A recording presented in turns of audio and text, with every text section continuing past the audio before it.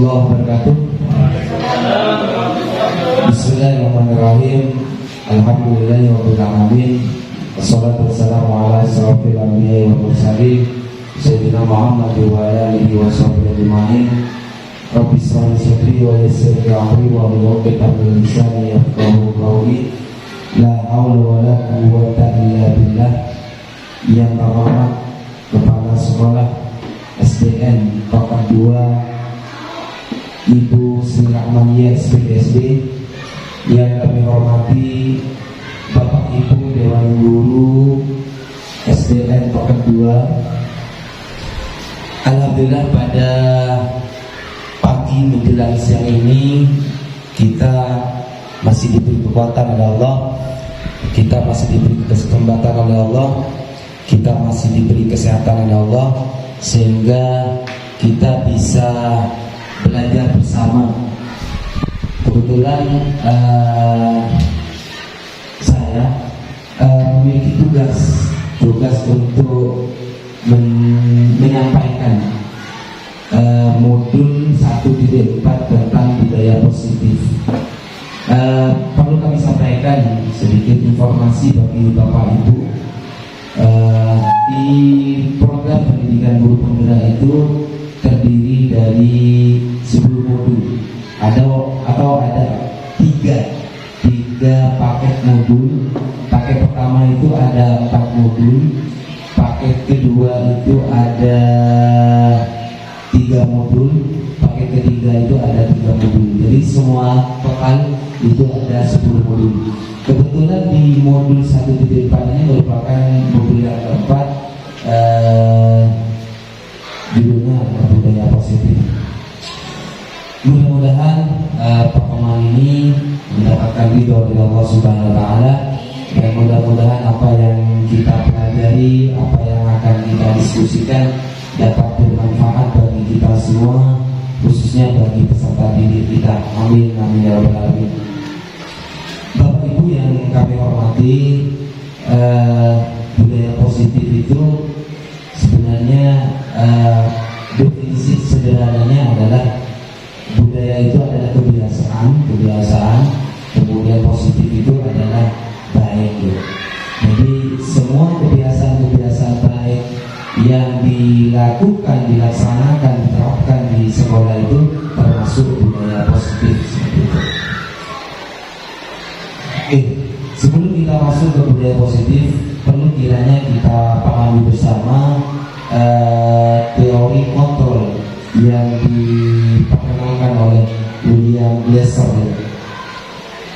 Dalam teori kontrol yang kemudian berkembang menjadi teori pilihan, mengoreksi beberapa kesalahpahaman tentang konsep kontrol.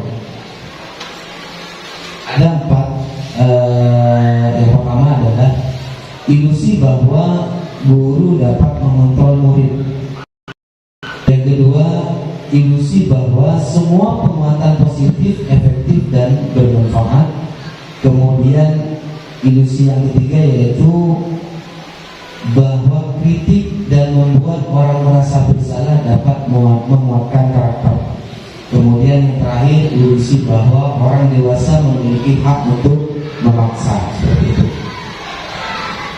Kemudian yang pertama, ilusi bahwa guru mengontrol murid itu, pada dasarnya kita tidak bisa memaksa murid untuk melakukan sesuatu jika mereka memilih untuk tidak melakukannya. Banyak yang dilakukan oleh guru ya, ketika kita ingin mendisiplinkan murid, banyak tindakan-tindakan kita agar murid kita itu melakukan apa yang kita inginkan, seperti itu.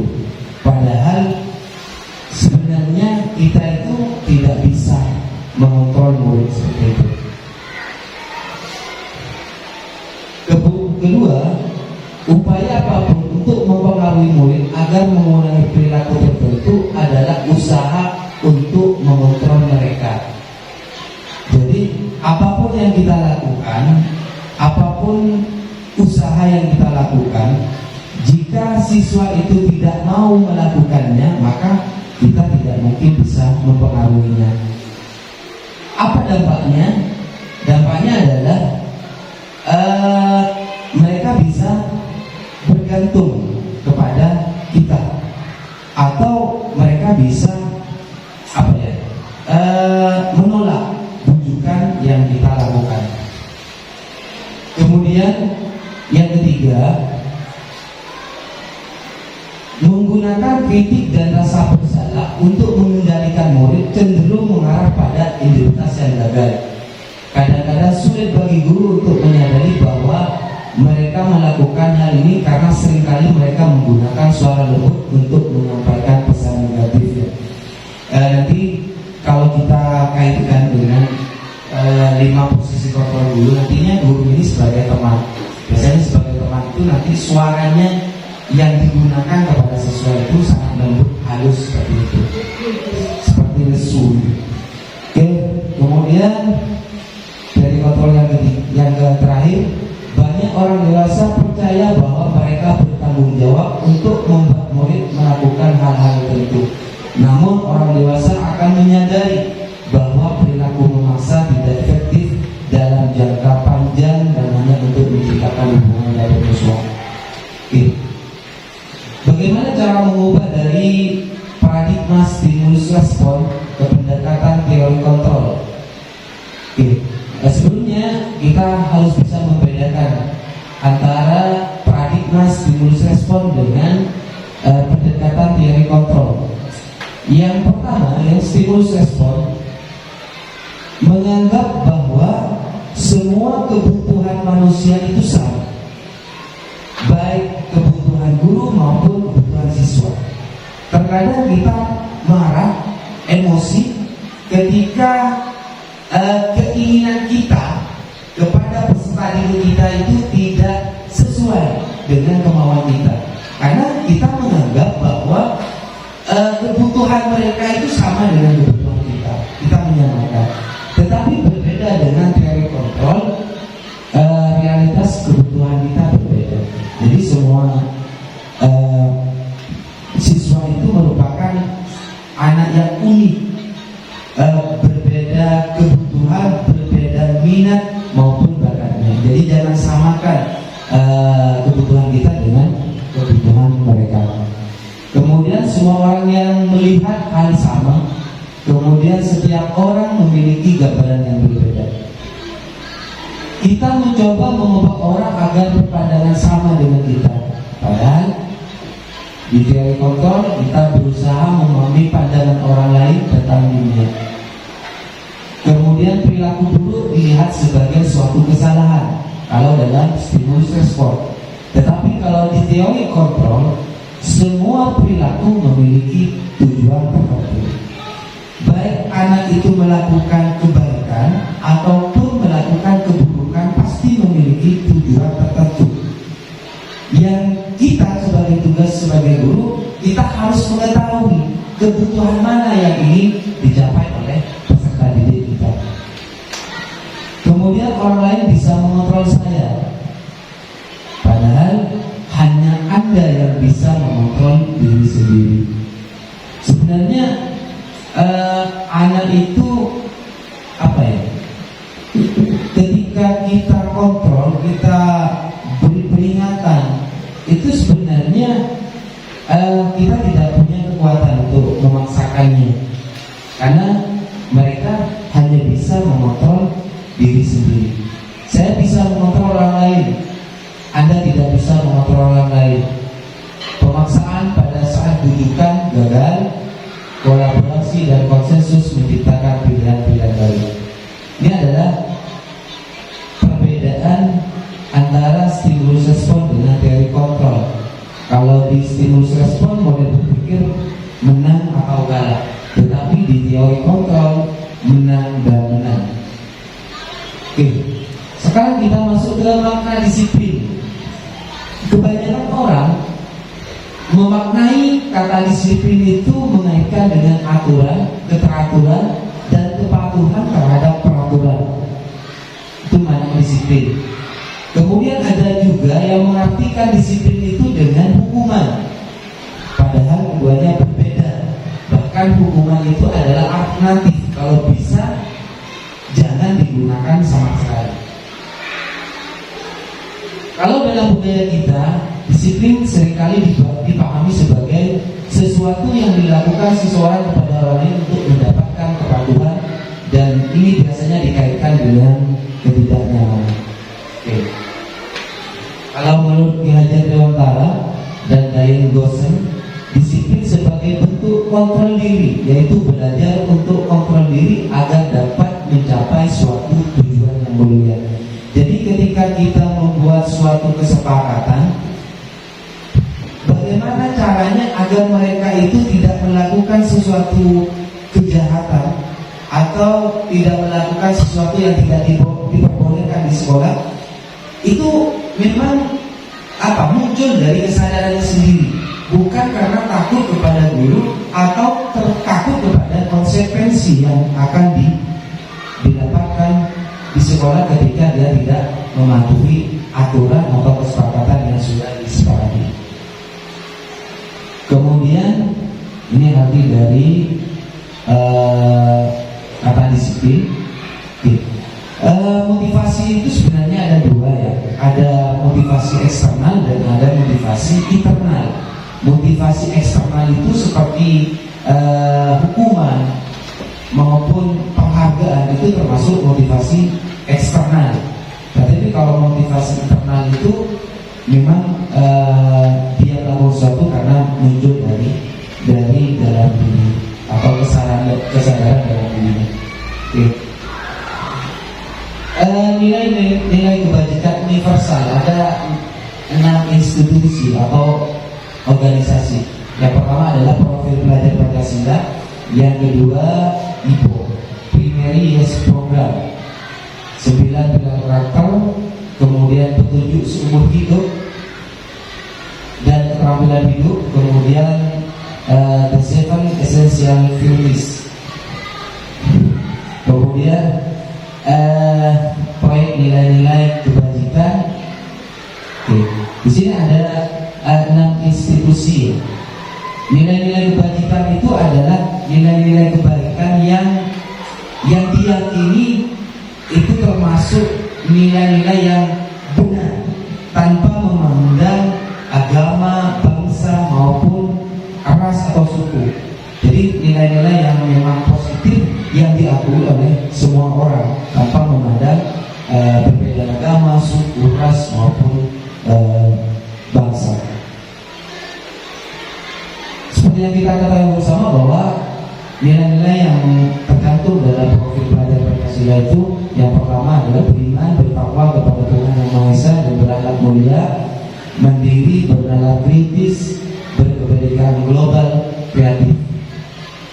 Kalau dari Pioneers program itu ada beberapa, mulai dari toleransi sampai komitmen, kemudian ada 9 pilar karakter, dari cipta Tuhan dan segenap ciptaannya sampai dengan kesatuan, ini petunjuk seumur hidup, ini keterampilan hidup dapat dipercaya, lulus hati, berdaya yang aktif, tidak merendahkan orang lain, memberikan yang terbaik. Kalau petunjuk hidup ini peduli sampai dengan persahabatan. Dituju.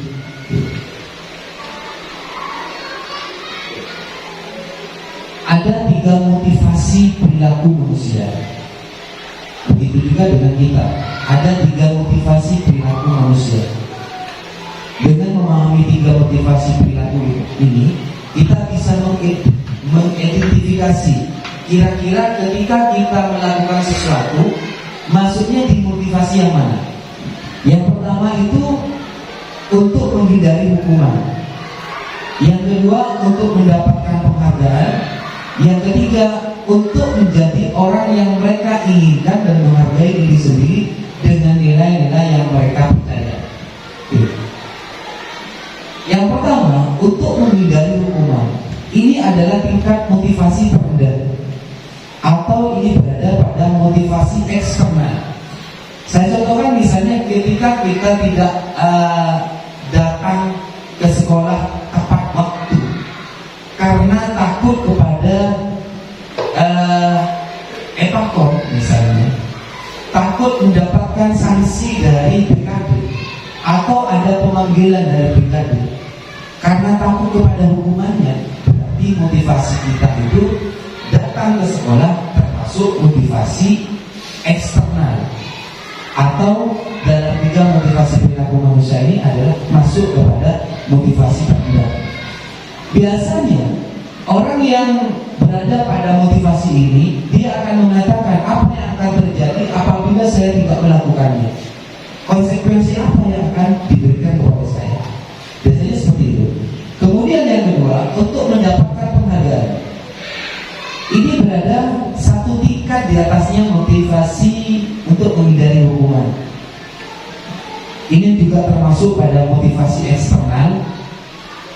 Biasanya orang yang berada pada motivasi ini, dia akan mengatakan apa yang akan saya dapatkan apabila saya melakukan ini. Jadi ada penghargaan atau imbalan. Jadi kalau misalnya Bapak Ibu mengerjakan suatu karena mau mendapatkan imbalan atau penghargaan, maka berarti Bapak Ibu itu berada pada motivasi eksternal, motivasi yang kedua. Kemudian yang terakhir, untuk menjadi orang yang mereka inginkan dan menghargai diri sendiri dengan nilai-nilai yang mereka percaya. Biasanya dia akan mengatakan akan menjadi orang yang seperti apa apabila saya melakukannya. Jadi dia tidak mengharapkan penghargaan, dia juga tidak melakukan sesuatu tidak karena hukuman seperti itu. Motivasinya muncul dalam diri sendiri, yaitu disebut dengan motivasi internal. Sekarang kita masuk kepada makna restitusi. Restitusi adalah proses menciptakan kondisi bagi siswa untuk memperbaiki kesalahan mereka sehingga mereka dapat kembali ke kelompok mereka dengan karakter yang lebih kuat. Ini restitusi. Restitusi juga merupakan proses kolaboratif yang mengajarkan siswa untuk mencari solusi bagi masalah mereka.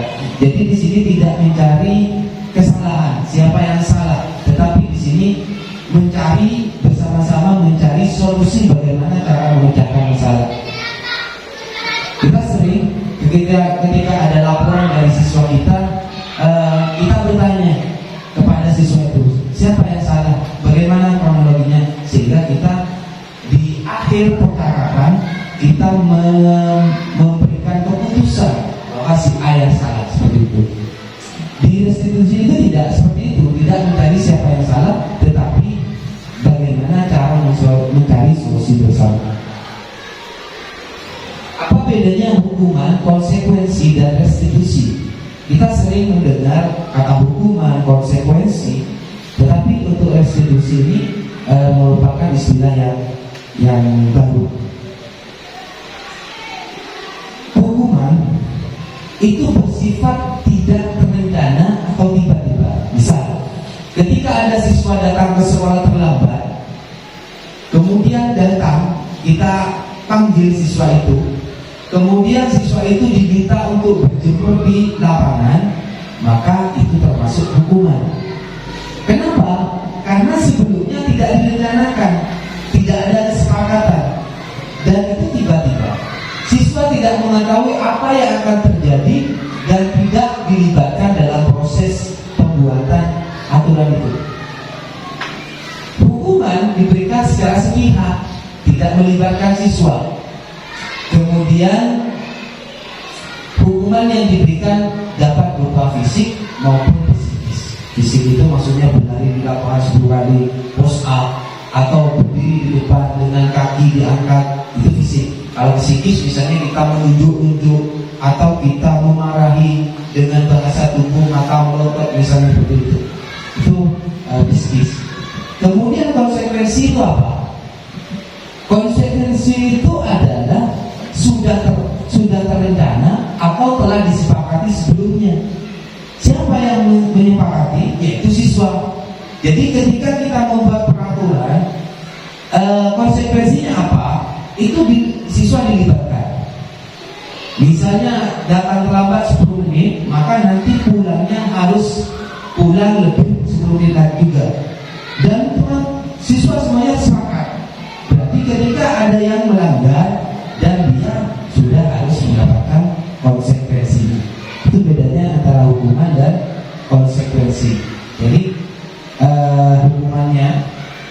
konsekuensinya itu sudah ada kesepakatan sebelumnya.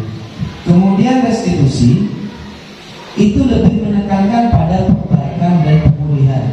Proses ini melibatkan siswa secara aktif dan mencari solusi dan memperbaiki kesalahan mereka.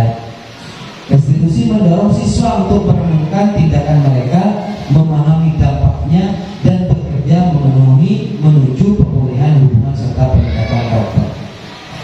Oke. Mengapa keyakinan kelas? Mengapa tidak peraturan kelas saja? Di guru penggerak itu diajarkan kita jangan menggunakan peraturan, tetapi menggunakan keyakinan. Contoh, misalnya ada aturan, kita harus ketika kita mengendarai motor, maka kita harus menggunakan helm misalnya. Penggunaan helm pada saat mengendarai kendaraan roda 2 itu peraturan. Kemudian kalau keyakinan itu keselamatan, seperti itu. Kemudian penggunaan masker dan mencuci tangan setiap saat, itu tujuannya adalah kesehatan.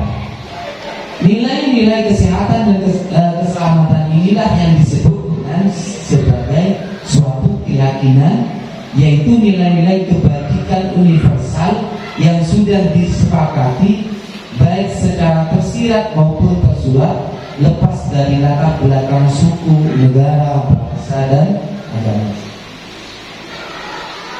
Jadi kita menggunakan keyakinan.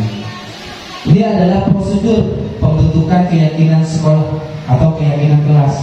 Nanti Bapak Ibu bisa mempraktekannya. Bagaimana cara membuat keyakinan kelas. Yang pertama adalah jual pendapat. Bapak Ibu mempersilahkan warga sekolah atau murid-murid di kelas untuk berjual pendapat tentang peraturan yang perlu disepakati di sekolah. Biarkan mereka murid-murid itu menyampaikan pendapatnya. Kira-kira peraturannya apa saja. Kemudian yang kedua, mencatat masukannya. Kira-kira apa yang disampaikan siswa itu kita catat. Kemudian yang ketiga, mengubah kalimat negatif menjadi positif. Misal, jangan berlari di kelas atau koridor. Kita ubah menjadi kalimat positif, berjalanlah di kelas atau koridor. Sebenarnya intinya sama, tetapi kalimat yang di atas itu adalah kalimat negatif. Atau ada juga kalimat saya juga pernah sih, buanglah sampah pada tempatnya. Itu kalimat negatif. Kita sebenarnya jangan menggunakan kalimat seperti itu, buanglah sampah pada tempatnya. Kita menggunakan kalimat positif, jagalah kebersihan. Seperti itu. Jadi bedanya ketika kita menggunakan buanglah sampah pada tempatnya, seakan-akan siswa itu dikontrol, atau seakan-akan siswa itu seakan-akan robot yang harus mengikuti apa yang kita inginkan. Tetapi ketika kita menggunakan jagalah kebersihan, maka mereka akan berpikir bahwa kebersihan itu penting. Tinggal kita menyampaikan bahwa kebersihan itu manfaatnya apa untuk kesehatan misalnya. Begitu. Jadi kita sebenarnya menggunakan kalimat positif. Ada lagi misalnya apa lagi? Kemudian identifikasi nilai kebajikan. Jadi apa yang disampaikan siswa itu kita identifikasi. Contoh misalnya berjalan di kelas, dengarkan guru, datanglah tepat waktu. Itu nanti berubah dikelompokkan menjadi satu keyakinan, yaitu saling menghormati atau hormat, seperti itu. Diubah seperti itu. Jadi tiganya itu diganti dengan saling menghormati atau dengan hormat. Kemudian yang kelima, menyusun daftar keyakinan. Kemudian meninjau ulang, tinjau kembali daftar keyakinan yang telah disusun bersama-sama. Pastikan keyakinan tersebut tidak terlalu banyak. Hal ini untuk memastikan bahwa semua warga kelas dapat mengingat dan menerapkan keyakinan tersebut. Oke. Pengesahan dan penandatanganan. Jadi ketika sudah disepakati, Bapak Ibu boleh di keyakinan kelas itu ditandatangani oleh semua siswa atau apabila dapat. kemudian ditempatkan di kelas atau dipublikasikan, ditaruh di mading atau dipublikasikan di grup WA agar orang tuanya juga bisa tahu. Ada 5 kebutuhan dasar manusia. Kita sebenarnya hidup pasti tidak lepas dari kebutuhan dasar ini. Pasti semuanya memiliki ini. Yang pertama adalah bertahan hidup. Yang kedua kasih sayang dan rasa diterima. Yang ketiga kebebasan. Yang keempat kesenangan. Yang kelima penguasaan. Jadi siswa itu nakal pasti mereka itu ingin memenuhi yang 5 ini. Salah satu contoh misalnya, ada anak ketika olahraga membawa bekal nasi. Ada salah satu siswa yang tidak membawa bekal, kemudian dia mencuri, mengambil bekal makanannya. Maka dia sebenarnya perbuatannya itu untuk bertahan hidup. Jadi dia untuk memenuhi kebutuhannya, yaitu yang pertama bertahan hidup. Tetapi kalau misalnya dia membawa bekal juga, tetapi dia mengambil ikannya, misalnya kalap, maka dia masuk kepada penguasaan. Dia merasa bahwa saya aku misalnya, jadi ngalah, saya kalah lapor. Berarti dia untuk memenuhi penguasaan. Di kebutuhan bertahan hidup, di kebutuhan masuk ke fisiologis seperti kesehatan, tempat tinggal dan makanan. Kemudian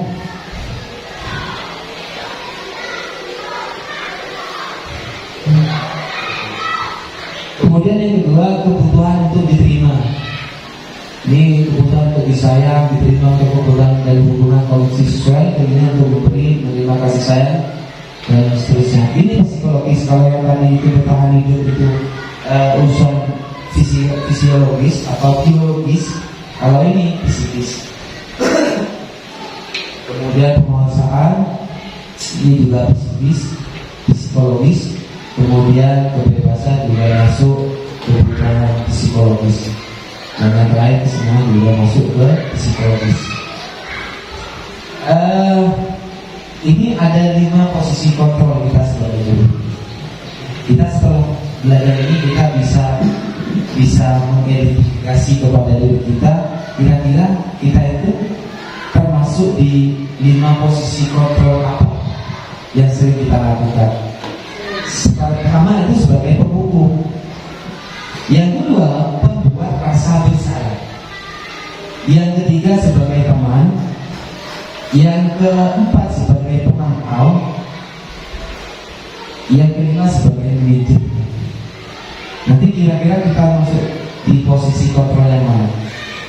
Sekarang kita lihat seperti apa posisi kontrol guru sebagai penghukum. Oke. Biasanya penghukum itu menggunakan hukuman fisik atau verbal. Menggunakan hukuman fisik atau dengan menggunakan kalimat seperti itu. Kemudian biasanya guru sebagai penghukum, kalimat yang dikeluarkan itu adalah patuhi aturan saya atau awas. Biasanya menggunakan kalimat seperti itu. Kemudian kamu selalu saja salah. Kemudian pasti selalu yang terakhir selesai. Penghukum biasanya menggunakan suara nada tinggi, bahasa tubuh, mata melotot, jari menunjuk-nunjuk atau mengerti. Terlambat lagi, pasti terlambat lagi, selalu datang terlambat. Kapan bisa datang tepat waktu? Hasilnya bagaimana? Murid itu akan marah, berdendam. Bisa jadi walaupun kita berikan hukuman baik secara fisik maupun secara verbal, ketika dia duduk di tempatnya, maka dia tidak akan mungkin mendengarkan apa yang akan kita sampaikan, tidak akan mendengarkan materi pelajaran setelah kita berikan hukuman hukuman. Bahkan dia akan mencoret-coret bangkunya. Bahkan dia akan menggores kendaraan yang kita gunakan. Kalau SD mungkin enggak, tapi kalau SMA itu sering terjadi. Kemudian pembuat rasa bersalah. Posisi ini guru biasanya suaranya lebih lembut, membuat merasa bersalah. Ibu sangat kecewa sekali dengan kamu. Berapa kali bapak harus memberitahu kamu ya? Gimana coba kalau orang tua kamu tahu berbuat begini? Pembuat rasa bersalah itu menggunakan nada suara memelas, halus, sedih. Bahasa tubuhnya merapat pada anak lesu. Kemudian murid akan merasa bersalah, murid akan merasa menjadi orang yang gagal dan tidak sanggup membanggakan orang lain. Itu pembuat rasa bersalah. Berbeda dengan sebagai teman. Posisi ini tidak menyakiti murid, namun akan tetap berupaya mengontrol murid melalui persuasi. Ayo bantulah demi bapak ya. Ayo ingat, tidak bantuan bapak selama ini. Ya sudah, kali ini tidak apa-apa, nanti ibu bantu bereskan. Biasanya ramah, akrab, bercanda, dan murid akan merasa senang dan akrab dengan guru. Kemudian yang keempat, sebagai pemantau. Memantau artinya mengawasi peraturan apa yang telah kamu lakukan, sanksi atau konsekuensinya apa. Ini sebagai pemantau. Bahasa tubuh formal, murid memahami konsekuensi yang harus dijalankan. Yang terakhir sebagai manajer. Posisi di mana guru berbuat sesuatu bersama murid, mempersilahkan murid mempertanggungjawabkan perilaku, mendukung murid agar dapat menemukan solusi atas permasalahannya sendiri. Biasanya yang sedang dikatakan adalah apa yang kita yakini, apa yang kamu meyakini. Jika kamu meyakininya, apakah kamu bersedia memperbaginya? Jika kamu memperbagi ini, hal ini menunjukkan apa rencana? Apa rencana kamu untuk memperbaiki hal ini? Jadi,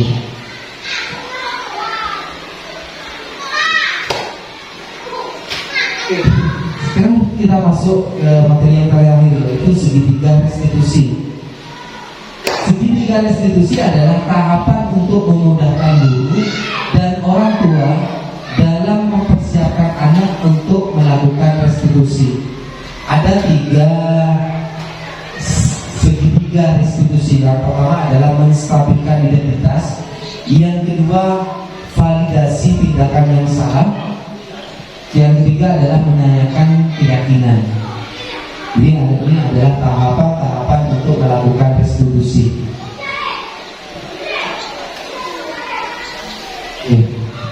Di sini menstabilkan identitas. Kita sebagai guru tidak mencari siapa yang salah dan siapa yang benar, tetapi kita sebagai guru biasanya orang yang melakukan segitiga restitusi ini, dia akan mengatakan setiap orang pasti pernah melakukan kesalahan.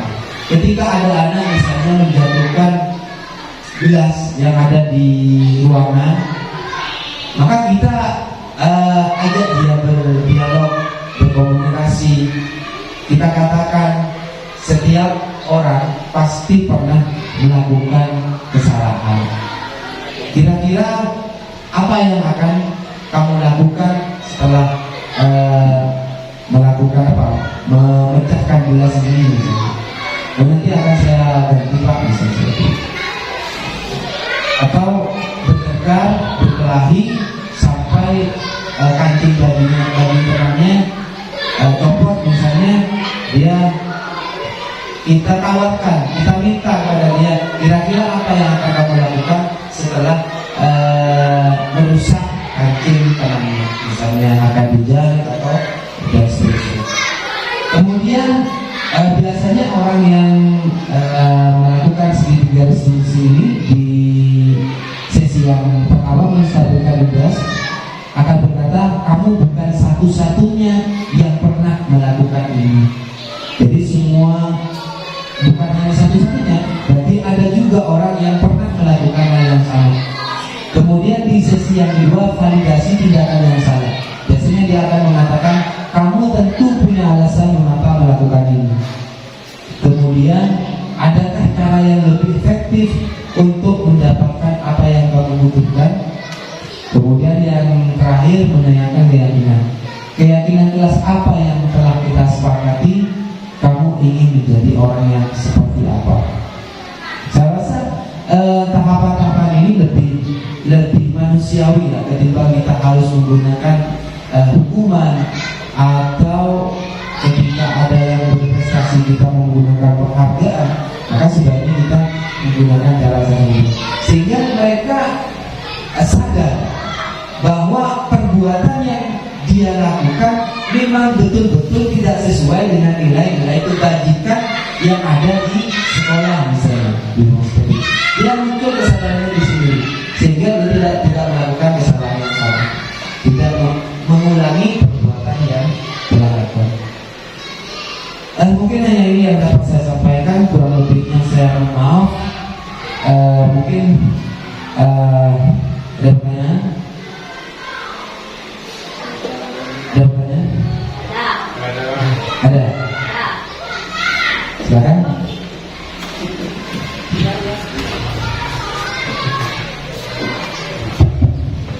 Assalamualaikum warahmatullahi wabarakatuh. Jadi setelah saya simak tadi, kira-kira pada awal yang dimulai tadi ya, guru memposisikan sebagai teman ya, supaya jadi cara ngomongnya itu halus, tidak marah-marah. Nah, yang mau saya tanyakan, bagaimana cara berbicara halus sedangkan muridnya itu kategorinya nakal atau banyak yang tidak mendengarkan ketika dikasih tahu dengan cara halus. Misal si A, kamu jangan bicara sama temennya ya, dengarkan ibu, misal seperti itu. Tapi ternyata si anak tetap ngomong seperti itu, karena sudah lebih dari 3 kali misal peringatannya, tetap saja.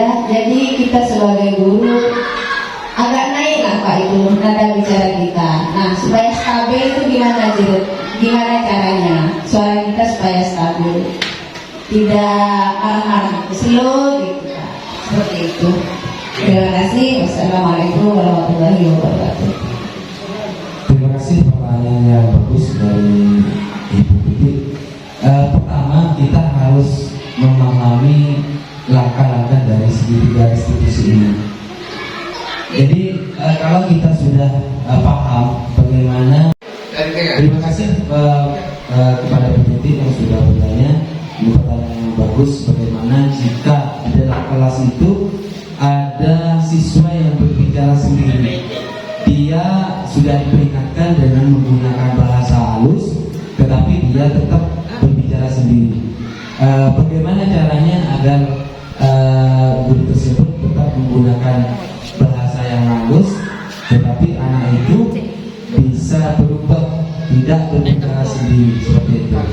Dan kan pertama kita sebagai guru harus memahami tahapan-tahapan dari segitiga institusi. Yang pertama adalah menstabilkan identitas, yang kedua adalah validasi tindakan yang salah, yang ketiga adalah membuat keyakinan seperti itu. Sebelum kita memposisikan kita sebagai penghukum dengan menggunakan nada suara yang keras, kita panggil saja mereka, kita tanyakan tujuan dibalik dia melakukan itu, misalnya berbicara sendiri, tujuannya seperti apa. Dengan berbicara dua mata, kita nantinya akan mengetahui kira-kira kebutuhan apa saja yang belum terpenuhi sehingga mereka itu berbicara sendiri. Kalau misalnya ketika ditanya, Pak, saya merasa bosan dengan metode yang digunakan, metode ceramah, saya ingin melihat proyektor menggunakan video berbayar biar tidak menonton seperti itu. Berarti dia ada kebutuhan dasar yang belum terpenuhi, seperti kesenangan seperti itu. Ketika kita sudah bisa mengetahui kebutuhan dasar apa yang belum terpenuhi, maka kita akan mudah mencari solusi bagaimana agar nantinya setiap harinya anak yang sering berbicara di dalam kelas itu sudah tidak berbicara lagi. Pasti dia memiliki tujuan tertentu, pasti ada kebutuhan dasar yang belum terpenuhi. Kalau kita sudah bisa mengidentifikasi, insya Allah kita akan mudah mencari solusi. Apalagi nantinya Bapak Ibu itu bisa menerapkan dari segi 3 restitusi. Dan ini juga bisa digunakan kepada masalah-masalah yang berat, misalnya seperti anak bertengkar, kemudian siswa datang terlambat, tidak pernah masuk misalnya. Dulu ada teman muridnya Pak Kris ini, dia tidak pernah masuk, ditanya kepada orang tuanya, dia katanya sudah berangkat. Itu sebenarnya kalau kita menggunakan tahapan segi 3 restitusi ini, kita akan mengetahui kebutuhan dasar apa yang mereka belum dapatkan, kemudian tujuan dia melakukan itu kenapa seperti itu. Dengan menggunakan itu, insya Allah kita akan terhindar dari memposisikan kita sebagai penghukum seperti itu. Mungkin hanya itu, Bu. Ya, Pak, cukup. Mungkin ada lagi? Cukup, Pak. Mungkin hanya ini yang dapat saya sampaikan. Kurang lebihnya saya mohon maaf. Wabillahi taufiq wal hidayah. Wassalamualaikum warahmatullahi wabarakatuh.